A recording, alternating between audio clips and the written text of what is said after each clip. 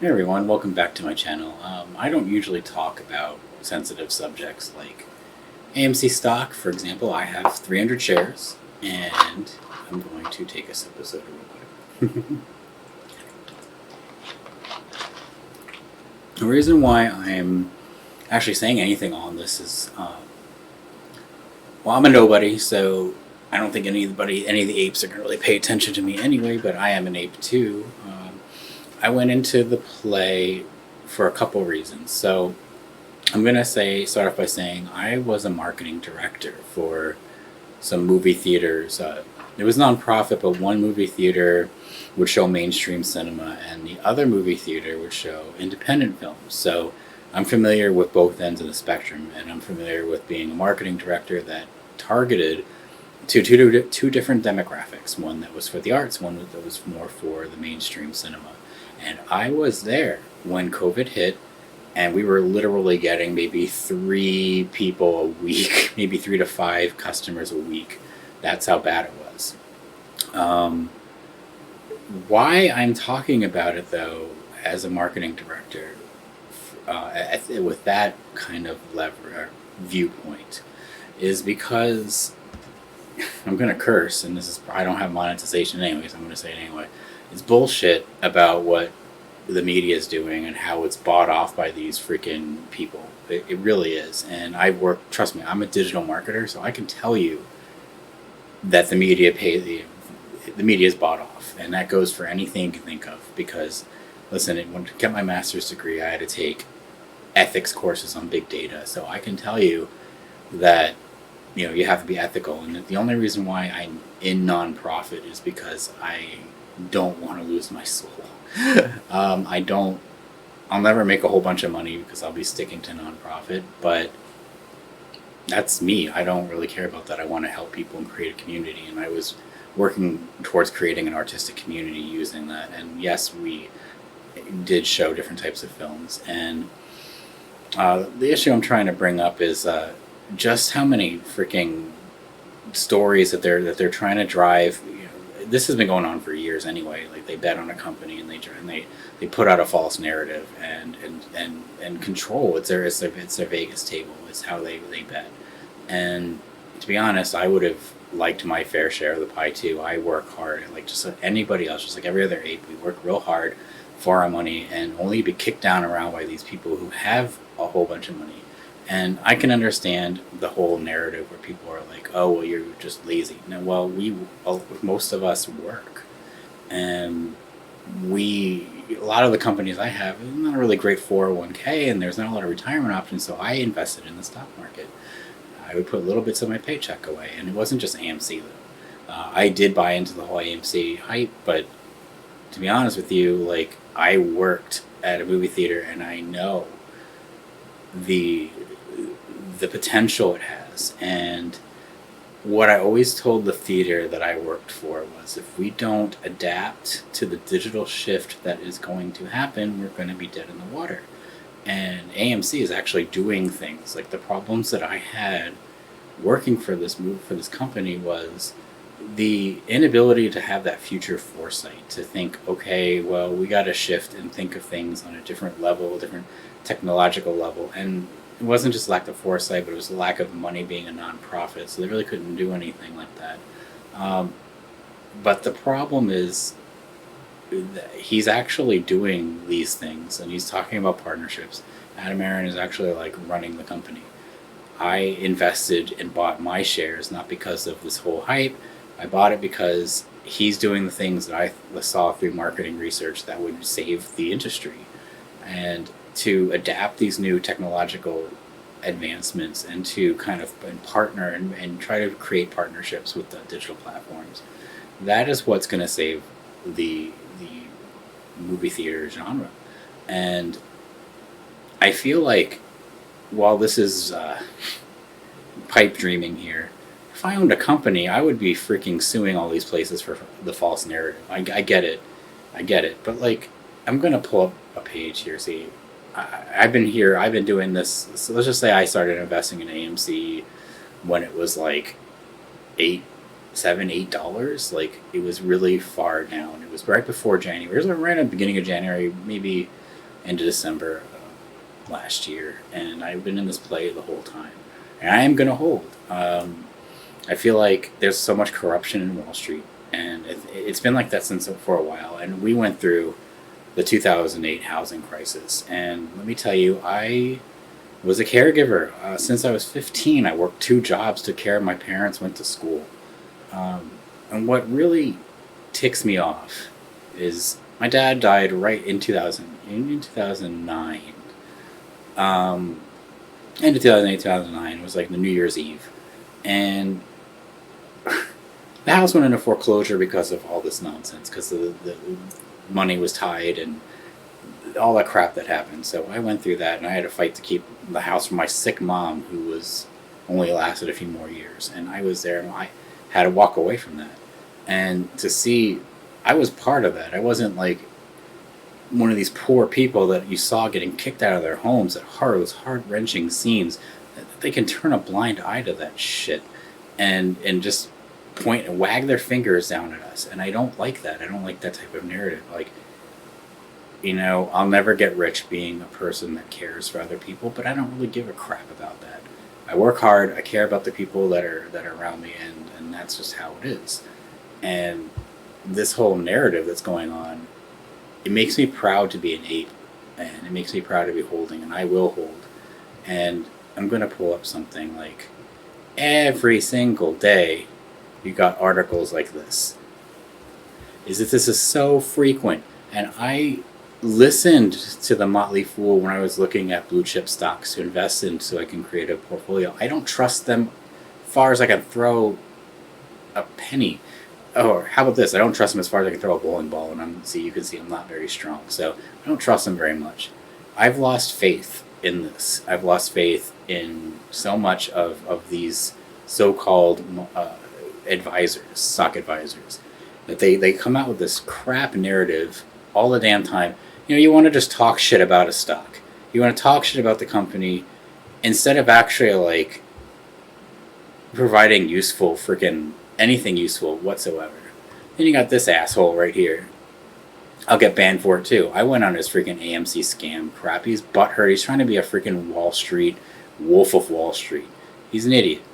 All he does is create anti-ape movement posts. And the only reason why he has these many followers is because they want to freaking see what he's saying and say, hey, you're full of shit, man. You're a fucking douchebag. You know, you work for the Motley Fool, and all you do is talk shit. You created your own channel to talk shit. All you're trying to do is capitalize on this movement in your own way. You're like, oh, I'm going to create the anti-narrative, or I'm going to be the antithesis of the ape movement because I don't know what your reason is. You're just trying to. It looks like you're just trying to be a Wolf of Wall Street, and to me, you look like you're just butthurt. And I'm sorry, like even in his freaking description, it's like, I'm going to ban anybody that's an ape. So I have facts on my side, blah, blah, blah. Anybody that's an ape, I'm going to ban him. How about, like, dude, you've been proved wrong in so many of your tweets. It's ridiculous. Like, I'm sorry, man. Like, I'm sorry that your pockets have been filled so generously that you've sold your entire freaking belief system, that you're not even, like, a human being anymore. You see a lot of people buying into wanting a fair market, and this is the type of attitude you freaking have. I don't get any time off. I'm sorry. I work. Here we go. So I'm gonna talk about treystrades. Like, subscribe to him, man. He's the most real person I've seen. You know, I'm gonna do it right now. This is my channel, so I don't have a lot of subscriptions. I have my own personal channel where I just watch videos. But I'm gonna subscribe on this channel. So now he has, guess what? Two of my subscriptions. Now let's make it 3. You know why? Because he's real and he cares, and you can see that he cares. He goes on the news and he talks and he fights for us. He's an average Joe, and he's actually above an average Joe. He's become quite a crusader, if you will, and he wants a free market just like everybody else. And that's the whole reason why I'm here, the reason why most of us are here. A lot of us, yeah, sure, we want to sell and we want to make our money. Why shouldn't we? Why shouldn't we be allowed to do that? Why do these hedge funds are so butthurt about this? It's like, you guys have made your billions off of every other effing company that you can think of under the sun. You've bet great companies into bankruptcy. You bet against them and ruined some of the greatest companies like Toys R Us. Like, come on, man. Like, you can't just play by the rules and let like the retail investor at least get something. You would have saved yourself some trouble. That's all. I mean, I'm not. Like I said, I'm just a nobody. The only reason why I'm speaking out or saying anything on my channel, because I don't even talk about this on my channel. We do ghost stories, we do like little discussions and stuff like that. And I only have like 100 subscribers. I'm really a nothing. But I care about the people that are part of this movement. I care about all of us, our average working people who deserve that slice of the pie, because even if we got in at like $60 and we were like riding a train, why not? There's so many people that freaking do that and make millions. It's like, to have some asshole who has a shit ton of money cheat to make sure that we don't get anything. It's now all just a hide and bury the freaking corpses. That's basically all it is. And I'm really sorry. I'm sorry to all the apes and all the people who legitimately bought a stock, believed in a stock, thought it was going to go, and watched it get shorted into oblivion, watched the cover-ups, watched the freaking conspiracies, watch it get shorted some more and shorted some more, and become the most, like, the heaviest shorted stock. This shouldn't be allowed, all right? They say it's for price discovery. Well, there should be a limit, okay? There shouldn't be this unlimited thing, and you shouldn't be able to be a market maker and somebody that can freaking short the company, because it's just going to be endless. It's unlimited. You're just going to keep piling them out. And if anybody thinks they're going to cover, like, I wish they would. And I hope they do. But if no one's going to enforce it, they're ever going to cover. They'll drag it out forever if they can, and eventually they'll go bankrupt, and then they'll find ways to cheat the system. That's all they are. They're a bunch of slime bags. They have made their money off of the backs of all of us hardworking Americans, and not just Americans. How about the world? The stock is sold everywhere in different countries, so they're basically robbing everybody. So, I mean, there has to be accountability. Like, one of my biggest arguments working in the nonprofit sector is there has to be accountability and transparency, and it needs to be that way in the stock market. It has to be anybody that has control over your money and your assets and your livelihood. It needs to be transparency. There needs to be accountability. It sickens me that people can get away with this. Let's see. Hold on. Let's. Okay, so this is another channel I really like, and since this is my new channel account, I'm going to subscribe to him. I recommend subscribing to him too. AndrewMoMoney is great. Professor Meatball is great. I listen to him and Treystrades every time I go to work, and my work commute is about 40 minutes, so I listen to the two of them, or I watch older videos that I might have missed. They're everyday people who got in on this, but they're super smart.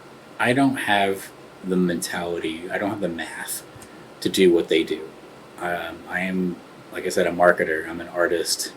So all I can tell you from a marketing standpoint is, and this is the point I was trying to make earlier, we did 3 to 5 people a week before COVID, and I watched the transition, and Spider-Man really was the catalyst, but it started to pick up even at our theaters. Before then, Ghostbusters really did it. It was right around the Christmas season, so the big hits were Ghostbusters. Really kind of was the kickoff, and then Spider-Man was like the icing on the cake. And now it's still going because people are used to going to the movies now, and the issues we were having was mainly Disney. They were not releasing prints. They were doing it straight to their Disney Plus platform, and that was killing the industry. And now that the movie chains aren't doing it 100%, we have well, I don't work for them anymore. I work in I work for human rights now, and those were the catalysts, and it's kept it going. People want the movie experience, and we've done marketing research, and I've asked, and we've done field testing, and they would rather go to a movie theater. And when they complain about the pricing, listen, if you want to go to Disney Plus, it's $30. You know, some of these movie theaters, like, I recommend you want to go see a movie, go find a nonprofit that does mainstream. I don't want to plug my old company, but I will, because it's cheap. You know, you get a membership with them, and it's like $6 to watch a movie. And, you know, I'm not going to mention their name because I'm probably not allowed to, since I don't work for them. I'm pretty sure they wouldn't care, but I'm not going to. But still, I mean, like, there are options, and people like that. Plus, there's a drive-in theater over one of the last ones near where I live. And I'm going to watch Spider-Man there. See, I haven't seen Spider-Man yet because I don't have time. I work. And I rehabilitate my cat, and I freelance, and because of the economy, I have to work and I have to freelance, and it's tough. It's a tough market, and what these people are betting on is that the economy's going to get worse, and we're going to eventually sell our stock because we need it to live. And I guarantee you that's what their mentality is. They're kicking the can down the road while inflation rises, things get more expensive, and we have to eventually sell just so we can make ends meet. And I'll tell you what, I'll sell my computer, I'll sell my PlayStation, I'll sell everything I got, my equipment, before I sell my AMC stock. And that's the truth, because, you know, I'm not giving up. I refuse to give up. I bought into this legally, with honor and being legal, and we all have our right. We have our right to make what we have the right to have that fair share of the pie. And I respect and I honor these two people, AndrewMoMoney and treystrades, and there's so many others that are out there too. So don't be upset if I missed you. But again, like, I can't even have this tab open of this guy over here, the AMC scam. Like, it makes my fingers itch. And Motley Fool makes my fingers itch. They are a bunch of fools. They're a bunch of bull crap. And it makes me want to rethink all my blue chip stocks because of taking their advice, despite the fact that it might have been good. But it leaves a bitter taste in your mouth. And I wanted to say to the Ape Nation, like, you know, you keep fighting the fight, keep doing what you got to do. I mean, if you have any questions, I'm not a stock person, but I'm a marketing person. So, and I've worked since I was a teenager, I worked my way up from a concessionist and usher to executive staff. That has to say for something. You know, the hard work. I went and got my master's degree. I've worked and I've built digital platforms for many different companies, including live theater and animal shelters and the orchestra, and now the human rights organization I work for now, museums, etc. I mean, anything that there's culture, so they can say I'm uncouth, but I'm cultured, and I've worked with culture. To think that they would do this, I'm upset about the media narrative. I'm also kind of like, I'm upset that there has to be a negative story every single hour on the hour. And I feel bad because, listen, if I ran the company, I would hate to open up a newspaper. Well, I don't read the newspaper anymore. We do digital. To pull up the website, pull up, you know, local news and see just crap after crap after crap while you're working hard to try to rebuild this company. It should be like stories of, hey, we're innovating tons of new things. We're integrating technology, making new partnerships, bringing in new equipment, you know, to make your experience enjoyable. Like or hate AMC, it's fine. My problem is the narrative. It's just how bad things have gotten with the media. I'm not going to get into politics, but I you know, it's very easy to be middle of the road with a lot of things because you don't know where to turn. You don't know what news is real, and you don't know, you know, everything's an opinion piece, and I'm sorry for that. But, you know, everybody who does their share and works hard. Listen, I worked my entire life. When it came down, when push came to shove, I took on 2 jobs just so that I can buy my mom's insulin, and that's the truth. It was not an easy time, and I drove. So I drove.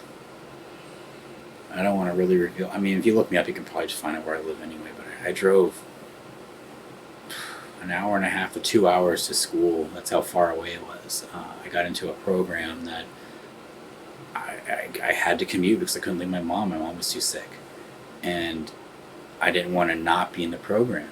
And it was such a hard program to get into.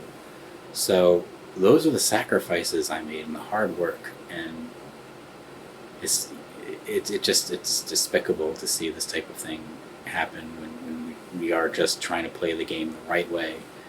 And my respect and my prayers and my hopes and everything, it doesn't matter. They all go to the Apes. Like I said, if there's anything I can answer or anything at all, let me know. Or if you want me to talk more, I mean, there's not really much I can really feed into for you. It's really just looking at these things and calling this guy a schmuck or whatever. But like I said, I'm pretty mild-mannered and I'm very wholesome, so I don't like to get too fired up. But I did want to address something and say something, just because it's sad. It's really sad to see these companies get built up and then dragged down by a bunch of greedy bastards. And they just say, oh, it's just a game. You shouldn't be allowed to do that, okay? You should be a limit. If a company's going to fail, it'll fail on its own. They don't need your help to freaking fail, and they don't need you pushing it down. If there's even a sliver of hope for them to pull themselves out of the muck, and you're over here with your pants around your ankles like a bunch of jerks, screwing with them, it's messed up. It's messed up before AMC. It's messed up forever. The lights were turned on in 2008, guys. The way you laughed at the people who were protesting, I'll never forget that. I'll never forget the way you just kind of shrugged these people off. You screwed over so many people. You put people out of homes. You don't even know the damage you did to the everyday life. I don't even know how you have investors still, to be honest. Because even if you were doing well and you were really making people money, eventually mistakes return. People repeat the same mistakes, and that's human nature. And this is what's happening now. You got too greedy, and now you're repeating the same crap. And you're going to get into a lot of shit, but no one's going to you're not going to go to prison. You're too rich for that. But people are getting wiser. And I'd be more worried about that. Your computer algorithms cannot determine people's nature now, because they're getting wiser. They know what you're capable of. They know what you're going to do. And I think that human intelligence is a little bit more unpredictable than you think. So here's hoping. I'm hoping that everybody that invested, everybody that did this right, gets their day, and you all deserve it. You deserve a break. You deserve some time to spend with your families. Unfortunately, because of all the work that I do and I've done in the community and all the volunteering, all the work, and being the caregiver that I was, I never really had the opportunity to meet anybody and have a family. So it's just me, my handicapped cat, his brother, and my dog, my little dog that I rescued when my mom passed away. So, I mean, it's a sad story, but I'm here, And so even if it means me just getting something from what I invested and just taking a trip with my pets, that's more than I've had the opportunity to do. So, and I wish that for everybody else, be able to have their time with your families, to be able to come out on top for once, for all the hard work that you've done, for all the things that you've sacrificed, for all the hardships that you had to endure with COVID and before COVID and after COVID and COVID plus and COVID plus plus and the Omicron and the Megatron and the the Galvatron and all the Transformers that are going to be the variants of the new COVID. You've worked real hard and you deserve every single penny that you're entitled to, and I just hope that it happens for you. And now I'm going to stop babbling, but because I'm getting kind of choked up. So thank you, and I'm going to continue to try to build my channel and try to build my dreams, because there's a lot I want to do in the little time that we have here. So take care of yourselves, and again, thanks, and I hope that my message means something. Bye.